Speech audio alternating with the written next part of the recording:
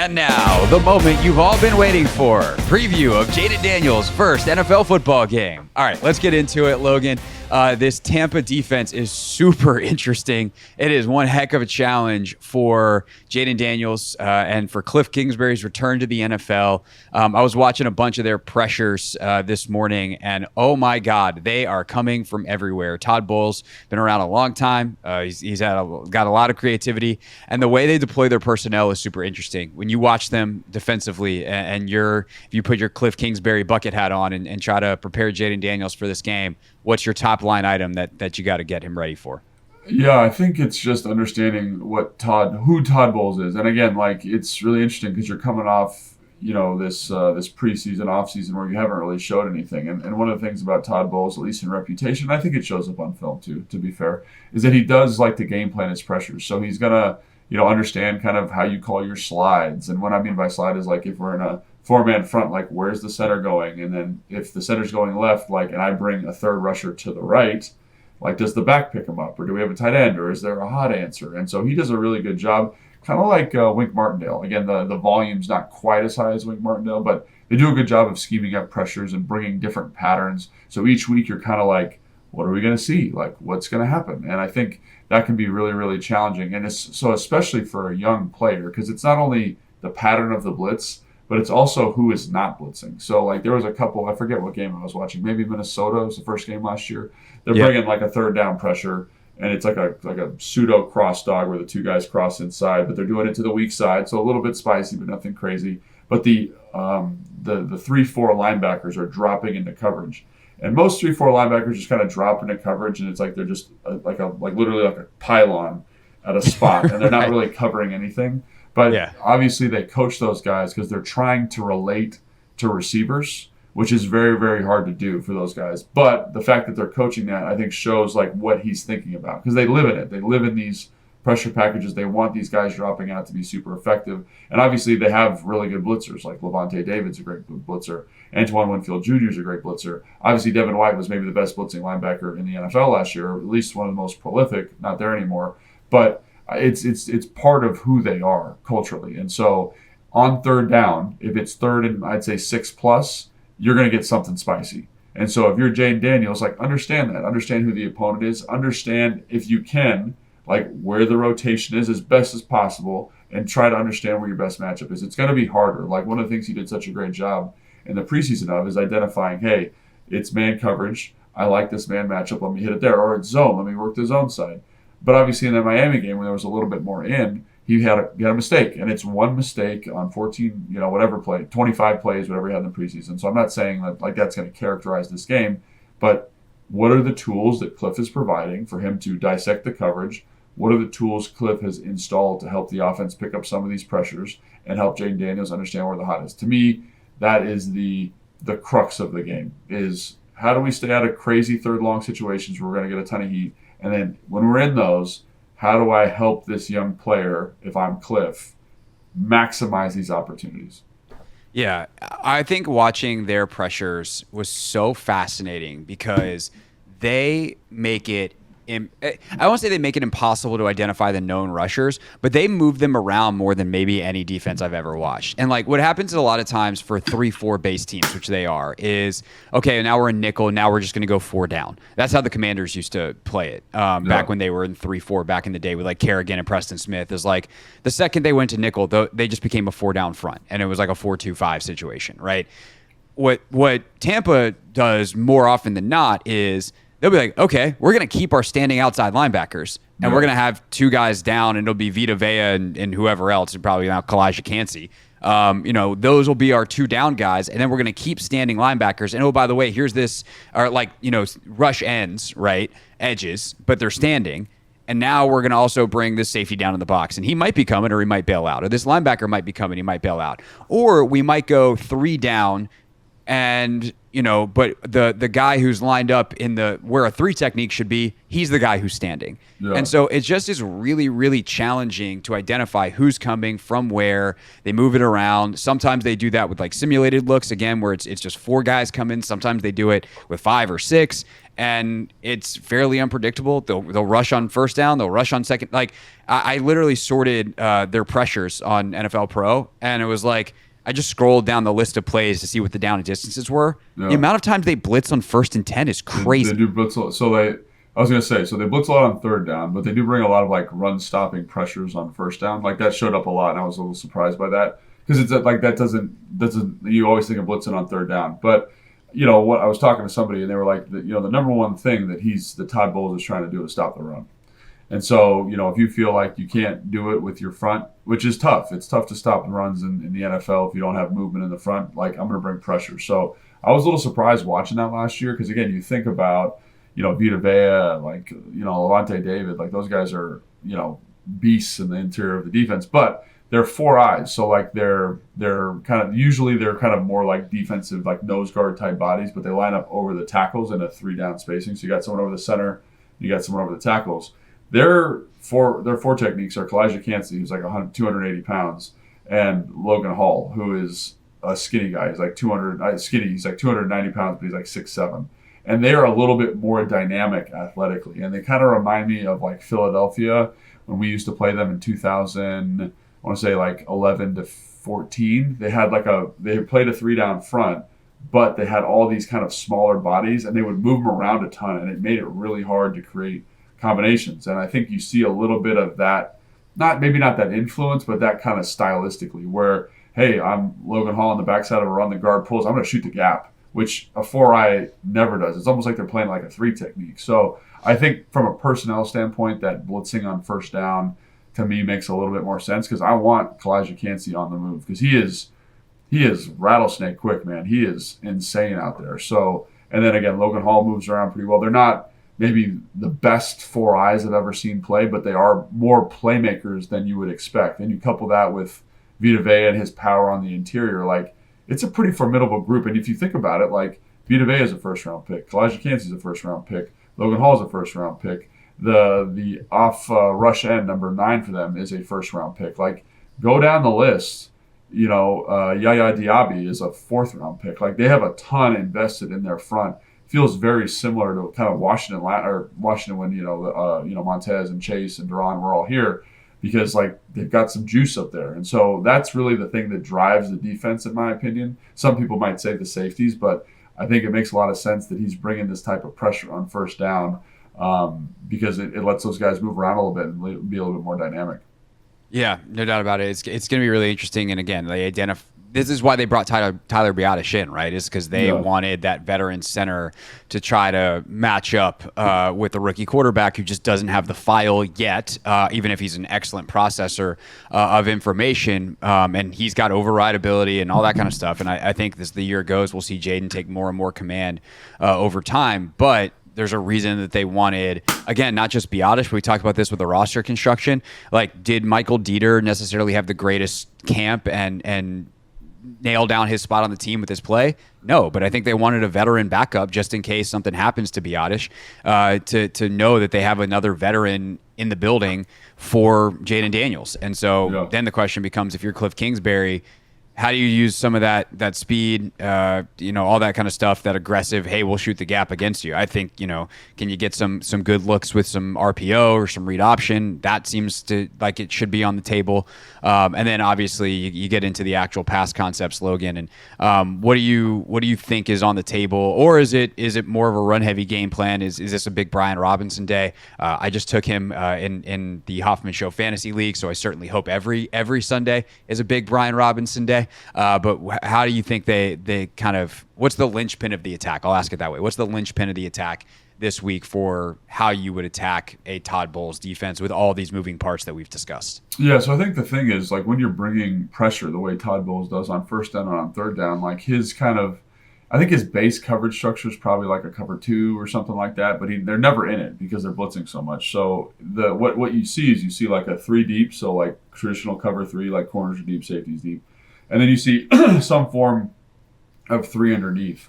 And so when you think about it from a coverage standpoint, it's just simple math, right? If I have 3 underneath coverage players, like I can't cover as much grass. So there tends to be really huge throwing windows in the middle level of the defense. Obviously, you don't want to get too deep in there, but in the middle level of the defense, like on digs and hitches and kind of these spot routes that are a little bit deeper in there, there's a ton of grass. So if you feel like you can pick up the pressure, I'd sling the rock a little bit, man. Like I would throw it a little bit. Now, how confident are you that you can do that? I have no idea. And so one of the things they've talked about, or Dan's talked about from the jump, is playing complementary football. And people talk about, like, what does that mean? And so let's kind of peel that back a little bit.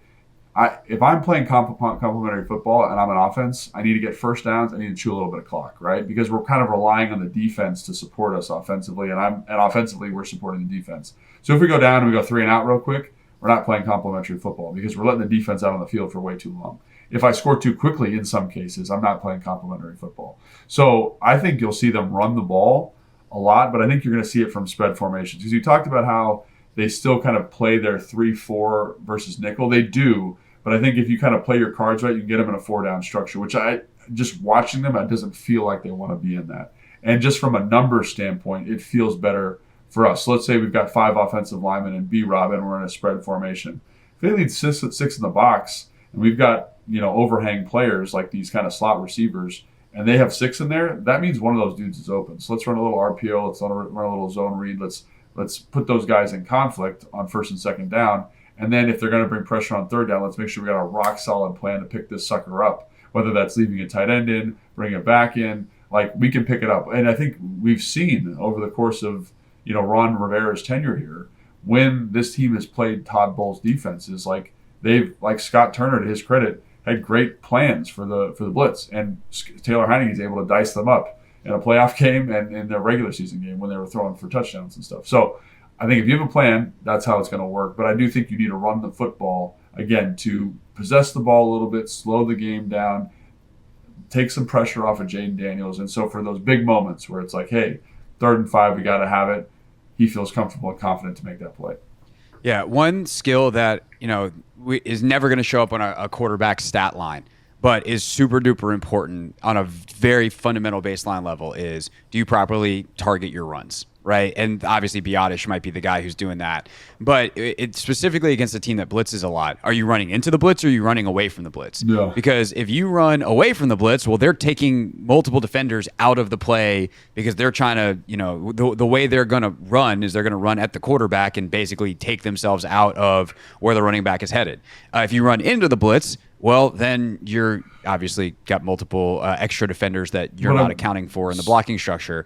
And so, long story short, Logan. 1 second. There's like a nerdy. This is really nerdy. So sorry, this might be too nerdy for this podcast. But when there's no such thing as too nerdy for this podcast. So when you're blitzing on 1st and 2nd down, you're going to create movement, right? So like if I'm blitzing to the offensive right, the defensive line hypothetically should stunt to the left because we need to now account for the gaps that we're adding to the front side of this run. So some people say, oh, I want to run away from the pressure. But oftentimes it's harder to run that way because the line is stunting that way. So what they like to do usually is say, hey, I'm going to attack the blitz and catch them out of the stunt, kick out the blitzer, hypothetically. Let's just say they're bringing like a Sam, like just one, and they're stunting everybody else. I can kick that guy out and we can catch them in the stunt and we can get up to the 2nd level easier. So I think that's definitely an interesting kind of, if you want some nerdy football stuff to watch, is like, what do they do with the pressure? Are they running at it? Are they running away from it? Are they checking out of stuff? Do they want to throw the ball? Like that's the layers that I think we're going to be seeing from Kliff and this offensive staff. It's the chess game. Right. And well, my point was that like it's super important for Jayden to be able to correctly, and Biotish to correctly identify who's coming and then understand, is Tampa a team that is going to do what you just said? Is it, or are they not actually that good at that? Or do they, whether it's plan wise or execution wise, like where should you be sending the run? Which is often, I don't know how this offense works specifically. I don't know if you know how this offense works specifically, how much flexibility they have to make sure that we can just flip the run right, left, depending on what we see at the line of scrimmage. I know in Kyle's offense, we've talked about that quite a bit, like how you guys would go to the line of scrimmage with 2 runs, and then if both of them kind of sucked based off the look, it's like, screw it, let's have a 3rd play in there. That's a pass. Your brain. Let's have a Charles Dickens novel of a play call. But for Kliff, like, is that something that's in, and the ability to try to get in the right run? If that's a way that they're going to counter the blitz.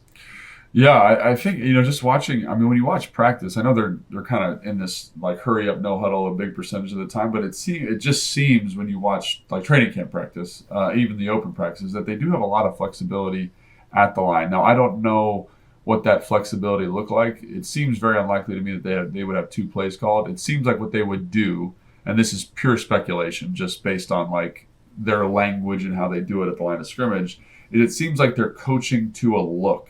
So what I mean by that is like they'll install a play, for example. Let's say it's, I don't know, at a 21 personnel with B-Rob and Austin in the backfield. Like if we get a 6-man pressure, a 5-man pressure on first down, I want you to check to this run or this screen. And we're not calling it, but like when we get up there and you see it, like this is the home run look. So let's just check to the play. I don't need to call it every time because I want you to. It's what Jayden did in the preseason when he wasn't supposed to because that wasn't technically like it was the right thing. It was just like, hey man, we're not doing that in the preseason. But he saw the look and he went for it and he hits Diami for 40 yards up the sideline. Or it's like I think another great example is the Sam Hartman in the third quarter of that same game when they get 0 and they run speed option. Like that's a great call. I know they did not have speed option. It wasn't like stick and speed option. No, it was like, oh, this is 0. I can call speed option if I want. You know what I'm saying? Like it's not like it's not structured the same way Kyle is, or it's like here's 5 plays that we're all calling in the huddle. You got to remember them and we're going to check to them. It's like no. It's like if we get the home run, if we get the look we're looking for, check to this and we're going to run it. So I think that's kind of where I would say that to your point, the Jayden Daniels like awareness of what is happening is going to be super important. And I think that could be challenging this week because we haven't seen any of those looks on film. Because like we just talked about, there are certain core tenets that Todd Bowles is going to abide by. But I do think that you're going to see some novel stuff from him also. And so like, how do you put those home run looks in when you don't know exactly what he's going to be doing, especially week 1? Like defensive coordinators change. They add wrinkles. They're different coming out of the offseason. So I think that to me is another really compelling thing too for Joe Witt Jr. and Jayden Daniels and Kliff Kingsbury. It's like there's this novelty of what's going to be seen. Like you could go back and watch all the film in the world, but you don't know how he's going to play this offense. Because I tried to go back and I was like, when was the last time this team played? And I couldn't figure it out because you're like, was Todd Bowles there? Actually, Bruce Arians was the coach. Like, you know what I'm saying? So It gets a little bit dicey, but I do think that to me is going to be really interesting. Is how they get into those check looks, if you will. Yeah. Counterpoint, way to simplify a defense, tempo. And that is something that this team uses. So I think that's going to be an interesting part of the chess match as well is how does the tempo, because that is one thing we talk about, like the principles of a coordinator, right? There's certain stuff that Todd Bowles is going to change. I doubt that how Todd Bowles reacts, if he has certain things he's been doing for a decade to 3-by-1 or, to tempo, like we're defaulting to this call. Like tempo is a great equalizer to simplify a defense. And so I do wonder how much Kliff is going to rely on that because, again, with the complementary football element, tempo can run counter to that. You go fast and it doesn't work. Well, now you've gone 3 and out quickly, and that's Dan Quinn is going to be like, all right, we probably should huddle up and slow things down a little bit. So that is the game management aspect is fascinating. And this is why I think we've captured in this pod maybe more than anyone we've ever have, like the chess match and like if this then that. Well, okay, if that then this. That happens literally every single week in the NFL. Yeah, and again, you try to prep your way through it and say like, oh, this is kind of like, but ultimately you don't know. So I think obviously it's going to be harder for Joe Witt Jr. this week, I think, because it's a totally new offensive staff. And they're going to try and abide by the same offensive system as they did last year. At least that's what I've been reading in Tampa Bay. But it's going to be new, and then Jayden Daniels, it's going to be new. And, like, what does Todd Bowles do? Like, maybe it's like, hey, we're not going to blitz you at all. And we've put all these blitz-beating concepts in. And so then our offense gets really tight. Or maybe the tempo. Maybe they check to something in tempo that we're not expecting. And then our tempo stuff doesn't look good. Like, there's teams that say, oh, you're going to go tempo? Let's go 0. Good luck getting the ball out. You know what I'm saying? Like, and then it's like, oh, well, do we feel comfortable about our tempo stuff now or what? So I just think like that. That's why this game to me is so fun. That's why the first game's always fun. It's always a little bit of a crapshoot. Like, are we in the right stuff? But that's why I'm so excited to watch this football game. For sure.